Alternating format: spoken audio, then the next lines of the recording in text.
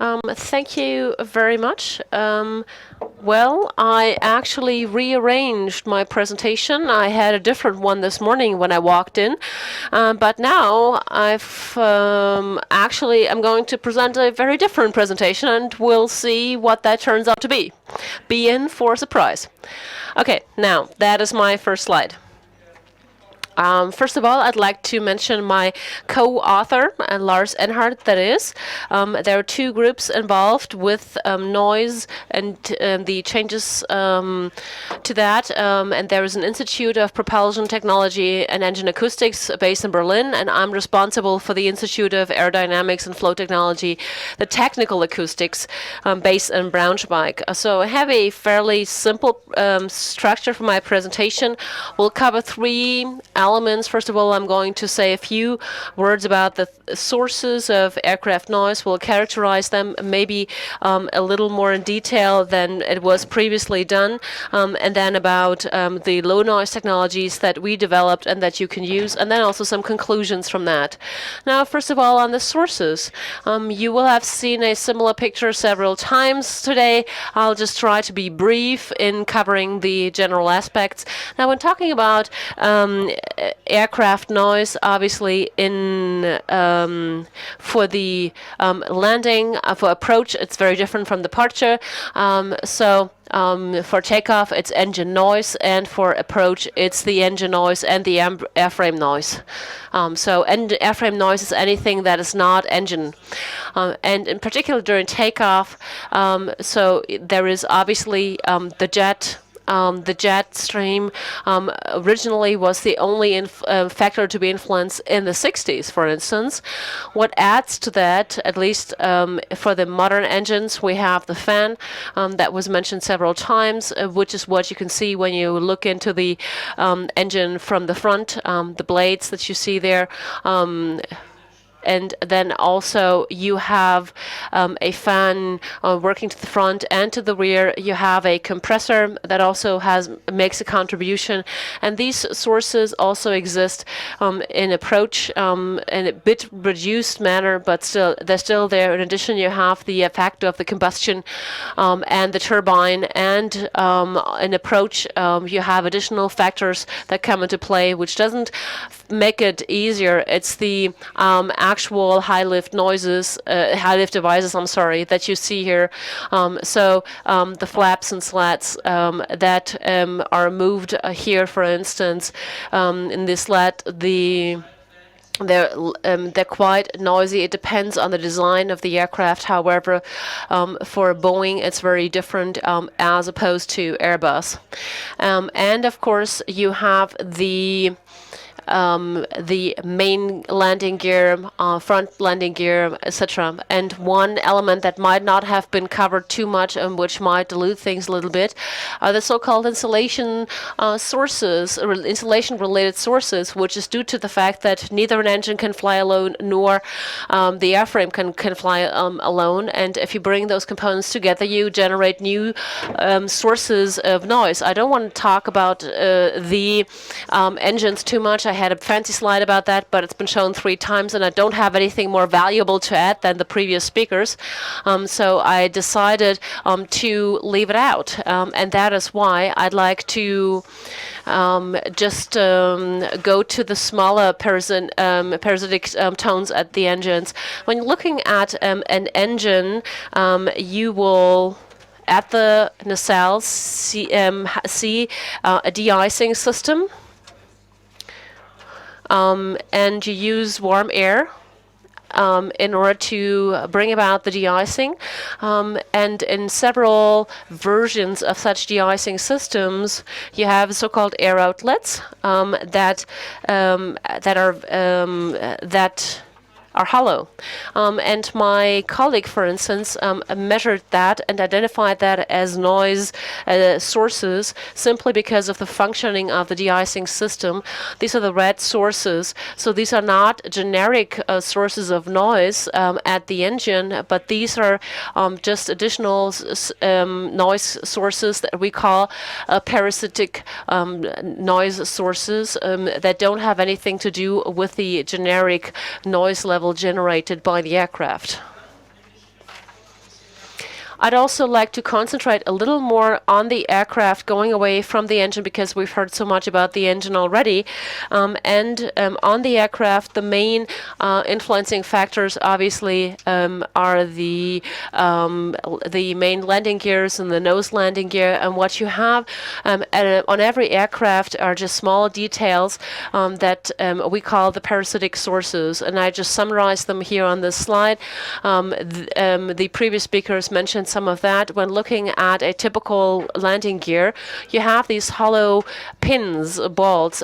They're just lighter, and that's a good thing for the design of an aircraft. The lighter, the better. But obviously, this is just like a flute in the wind, and they can be very loud, and that is why they can generate a 10 to 30 decibel tonal, and don't think it's easy if you just plug the if you just plug something into that in order to cover that hollow vacuum. Then you run into corrosion problems. So whatever might look easy from a technical perspective at first glance is not always easy to implement, but it is doable. And then you have the release openings on the wings, and as we've heard it 4 times already, I also want to go ahead and repeat it one more time. Just that last time will giving you a bit of background information, and I think I also need to do that because of the DLR, because we invented it. We came up with it. I can prove it. We filed the patent in 2000, so it was actually due to military research, and it was originally noise abatements from a very different source. I think you call that dual use.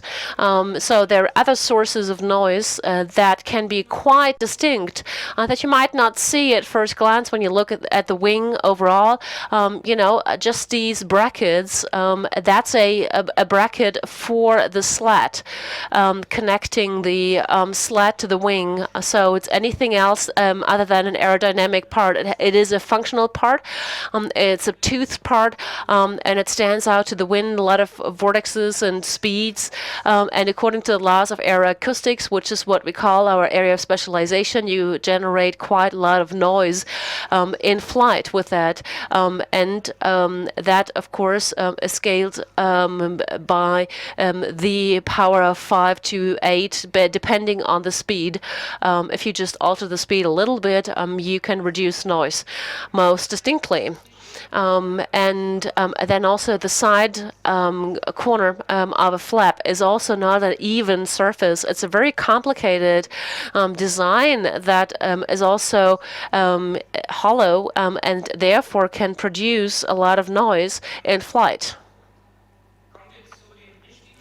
Now, these are the parasitic sources of noise, and that's all technical sources of noise that you can find technical solutions for, that you can eliminate, basically.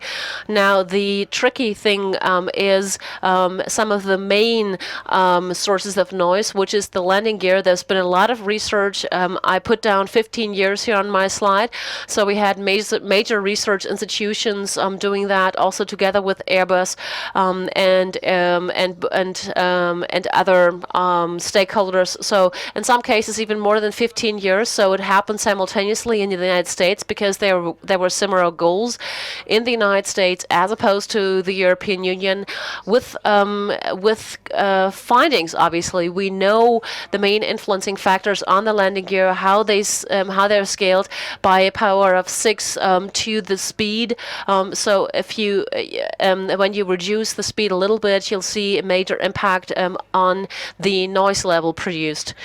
So when looking at this chart and the share of the noise sources for a short range as opposed to a long range aircraft, that might look like this. You'll see that the entire noise generated during approach is divided up into 2 parts. So we have the airframe and we have the engine. And in approach for modern aircraft, the share of landing gear might be higher than the engine. And when looking at that in more detail, you'll have that split up in the landing gear and slats, not so much the flaps. And for Boeing aircraft, that's a little different because the flaps contribute more and the slats less. Why exactly, we don't know yet, but it's just a fact. And you have a similar split up also for the long-range aircraft. It's not distinctly different, but the landing gear has a higher share in the overall noise generated. And now let me go on to another source of noise that we haven't talked about too much yet. So we have the landing gear, the engine, etc., and then the noise generated by bringing components together. Components that individually seen are not sources of noise, but when put together, they cause noise, and we call those installation sources. And I'd like to give two examples. When the landing gear is out, it causes vortexes.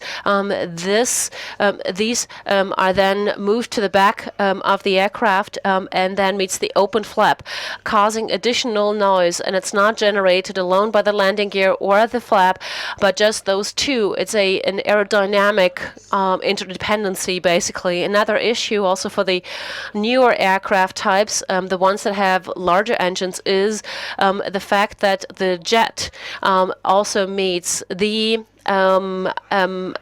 flap. So it might be not very noisy, and the flap also might be very noisy, but once the jet meets the flap, you have a new one again. So again, an interference here. So I'll explain that because we did a couple of tests in the wind channel. So that's a wind channel, an acoustic wind channel that we use in Braunschweig. It's very quiet, so can you trials with that? And that's a lift system. So we basically just put the wing and the turbine here in between, and basically we measured the noise below that exhibit, and so it's a piece of wing with the flap moved out, and we simulated a jet stream that just slightly touches the edge of the flap. And we analyzed what that does in terms of noise. We did that individually. So we first of all did an isolated measurement of the jet and the flap, and then we aggregated that. So you see the red curve. If you then do not do it individually and measure it together, but go ahead and measure the entire system, you see that it's 5 dB louder. Both taken together is more than a sum of both parts. Sometimes that's good, and sometimes it is not, as in this case. And how that comes out is because you can see in the numerical simulation. So again, it's the flap that's out, and this is just a momentum, that specific moment, basically, and you see the sound developing, and you see also very clearly that sound waves come from this one source, and that's the outer edge of the flap. It's not the jet, it's not the flap itself, it's just that edge. Usually you don't see any sound waves generated from the slot, and it's just that interdependency, that interference between the two. So that is a noise source that's only due to the interference, the interdependence of those two, basically. Now think of the ever larger engines and diameters of engines, and at some point you'll have to come up with a task of dealing with that interference. Now onto the noise minimizing measures, and let me just summarize what we've tried in the wind channel and achieved in the wind channel with partners for and I was too early before you, for instance, talk about the main landing gear, you need to eliminate the parasitic sources, all the holes, etc., all the fun stuff. That is quite easy to do away with. And then you start your research. That's a given. But from a research perspective, it's not research, it's just eliminating deficiencies. And then once you've done that, you can try to cover up parts in order to reduce noise. We did that in the EU project called RAIN. It's not easy. It may look very simple. You know, you just put a cover on something or a panel and then you're done. But that's not always the case, because if you just put a panel or something, you also increase the airflow, because that air will no longer flow through, but has to go around it. So drag is very different. It requires a lot of experience and testing. So I think at the time we were able to reduce noise by 2.6 dB. So we were happy, but not too happy. 2.5 dB is not bad, but it could be more. It could always be more, right? So we figured, all right, in a follow-up project that was called Silencer, we had the chance to just bring up a brand new design. So basically start from scratch and design a new landing gear.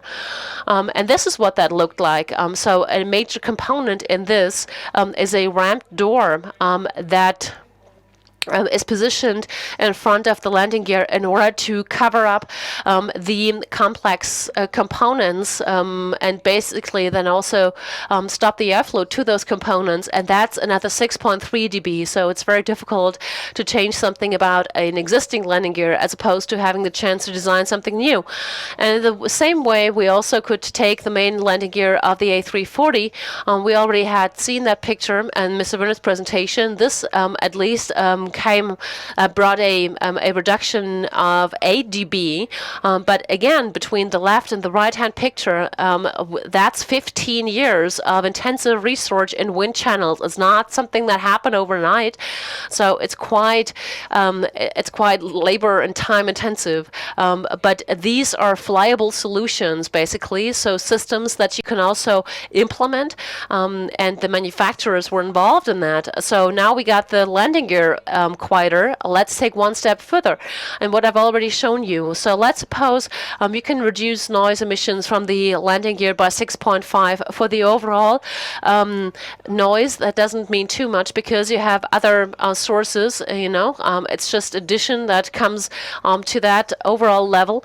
And if you look at that, that's 2 EPNdB, and it's just one EPNdB reduction, even though on the landing gear alone we achieved 6.5 dB reduction. So with NEO, for instance, we can expect the engine to be quieter. So once we take that into account, we can also assume a 3 ENDP dB reduction. But the wings, for instance, are also a factor. So that is why you have to address the lift system. Why is it so difficult? It's an aerodynamically optimized component. Whatever you do about that will surely alter, i.e. worsen performance. So you have to come up with very smart solutions. So this is not anything that you can just do by fairing, by just adding a panel or something. Again, let me reiterate, because this is my chance to do so again. This is something that was discovered by DLR in 1998.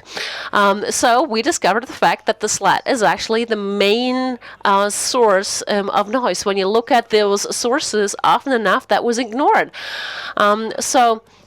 What did we do in order to reduce noise on the slat? We had several designs we've come up with. This was also mentioned by Mr. Halse. So we use more and more numeric procedures, so simulation-based approaches. And this started with a reference. Now that's the standard lift system, and that, of course, is the front and the rear flap. And what we could prove in calculations and also in the wind channel is that if we reduce the gap on the flat, we can we can save 4 to 5 decibel, but then you lose performance. As I said, the aerodynamic performance is impacted, and that's a bad thing. You can compensate for that by enlarging the sled. So this system has the same aerodynamic performance, but it's still 4 to 5 dB quieter than the standard reference one.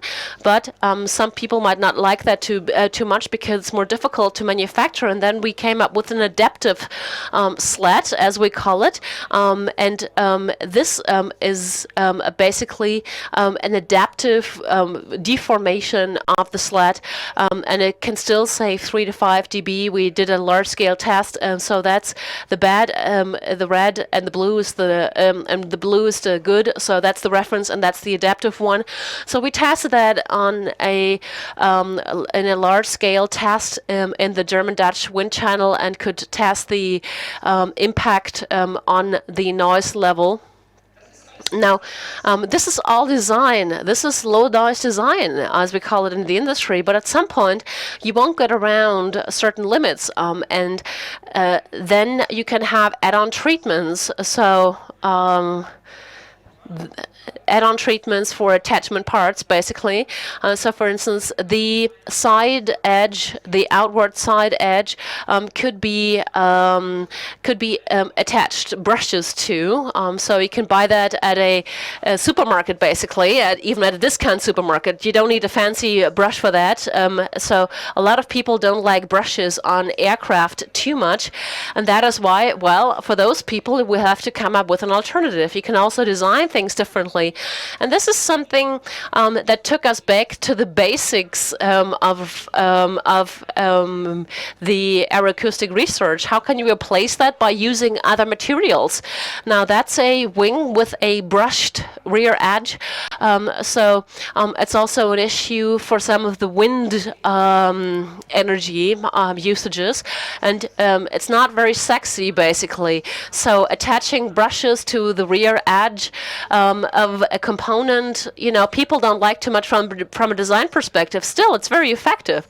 And one measure is also to slot the rear edge. So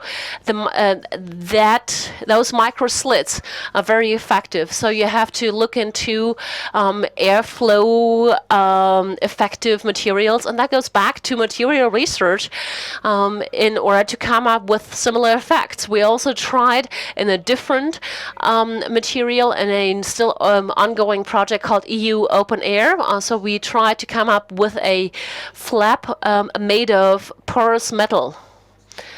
So as an alternative, similar effect, interestingly enough. Now, I'd like to conclude my presentation with a warning.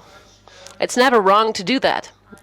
Now, if you want to achieve a noise reduction on the overall aircraft, you need to understand that it's not sufficient to reduce one source exclusively.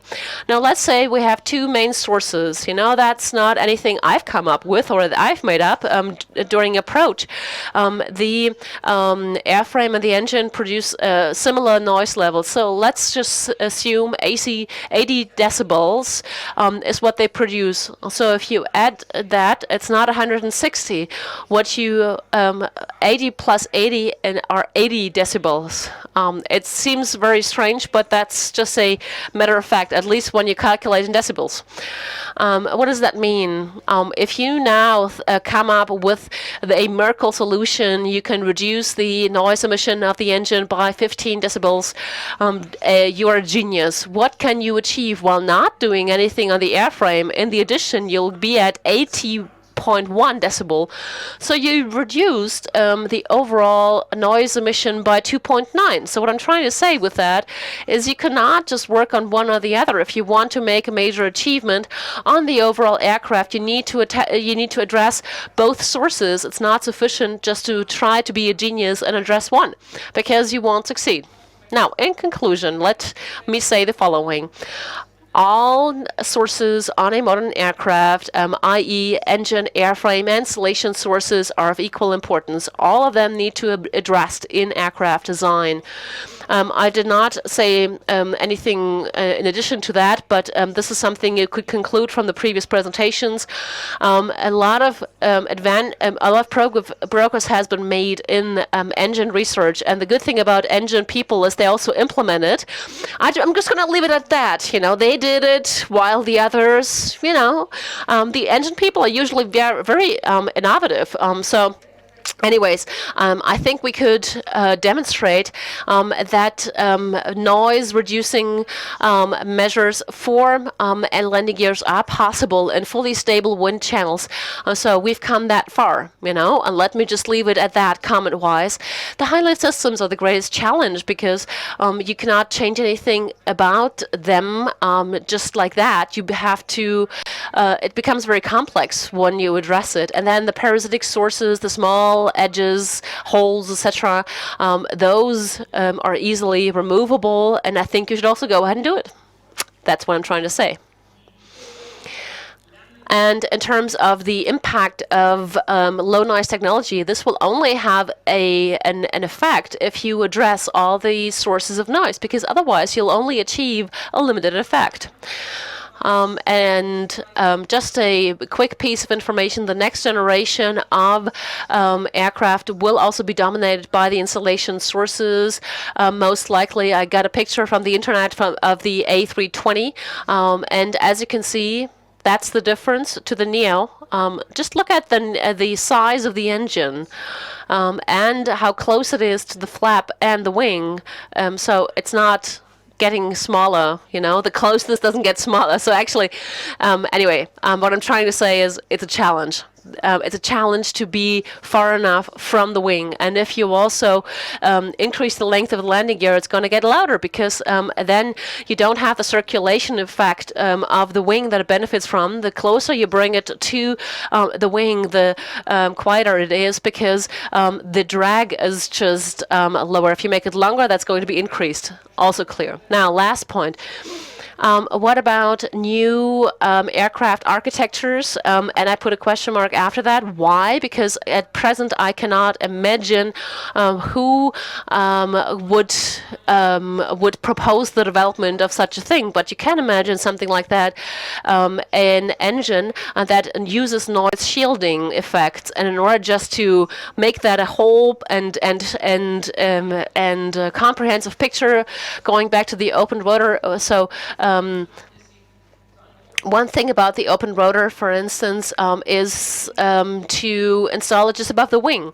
Now that's the footprint on the ground of an isolated engine that can't fly, obviously, but that's the footprint on the ground. So it's the lighter it is, the louder it is, and if you then install that. That's a low noise aircraft configuration. We call it at the DLR. That's a shielding effect of 14 decibel. And if you do it conventionally, you'll just have a reduction of 1 dB, and just next to it an increase of 3 dB. So the shielding effect again shouldn't be ignored. Whether that's ever going to happen, I can't tell you.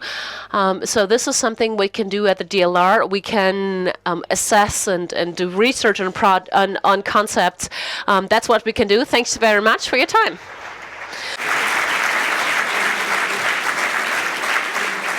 Thank you very much, and a special thank to you because of always naming DLR. That's very fine.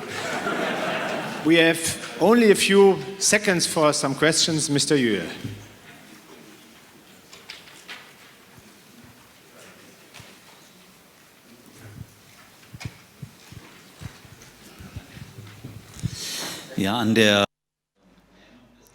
Now, I'd also like to link up to naming DLR. You also said when a certain result was available, like 1998 or 1999, and then there was this study on quiet air traffic from 2002. And if I understand you correctly, at some point you were saying that aircraft manufacturers were also involved in one project. Or accompanied it in some way. Can you just explain how enthusiastic aircraft manufacturers were once you had achieved those results, because apparently from 1998 to 1999 onwards, this was implemented. So can you say something about the enthusiasm, and should that enthusiasm not have been there? What's your explanation for it? Well, it's a very subjective thing. I'm not sure if my assessment of enthusiasm is correct, but you can probably take a monetary basis to assess it. Usually that's a good one. These were very expensive projects, by the way, these EU projects, and they had to participate and fund 50% of these projects, and that's a couple of million. That's a couple of million euro right there for those projects that were spent by manufacturers, and be it the Airbus, Boeings of the world, or the landing gear manufacturers, and they had to invest that money. And if that's a level of enthusiasm that you're looking for, then, well, they probably were quite enthusiastic about them, if you took that as a basis. I think the question alluded to the implementation in actual aircraft. Delfs?